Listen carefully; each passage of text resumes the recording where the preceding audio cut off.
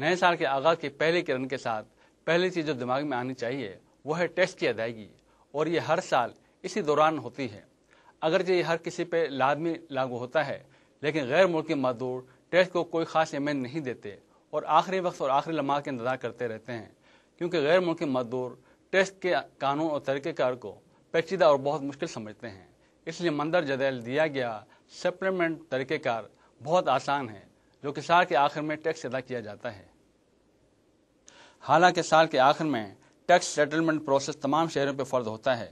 وہ لوگ جن کا روزگار کے دورانیہ 1 سال سے زیادہ ہو، وہ حضرات شہریوں کو کیٹیگری میں آتے ہیں، اور جن کو کوریا میں آئے ہوئے 1 سال پورا نہ ہوا ہو، ان کو نان شہریوں کی کیٹیگری میں ڈالا جاتا ہے۔ ان کے ٹیکس کٹوتی کا طریقہ کار بھی مختلف ہے۔ ٹیکس دیگر مزدور مختلف فوائد حاصل کر سکتے ہیں۔ اس کے باوجود اس بات پہ خاص توجہ دینی چاہیے کہ میڈیکل کی مد میں اور کریڈٹ کارڈ جو کہ کسی دوسرے ملک میں استعمال کیا گیا ہو، وہ ٹیکس کے زمرے میں نہیں آتا۔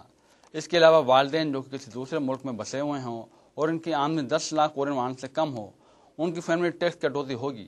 ایسے لوگوں کو چاہیے کہ وہ کاغذات تیار کر کے رشتہ داری ثابت کریں اور انہیں منسلک ڈپارٹمنٹ میں جمع کروائیں۔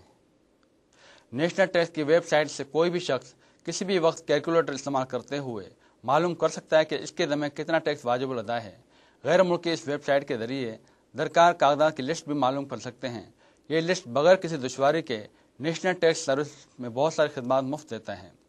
نیشنل ٹیکس سروس کی ویب سائٹ پہ ایک آسان سی گائیڈ بھی موجود ہے جو انگریزی زبان میں ہے۔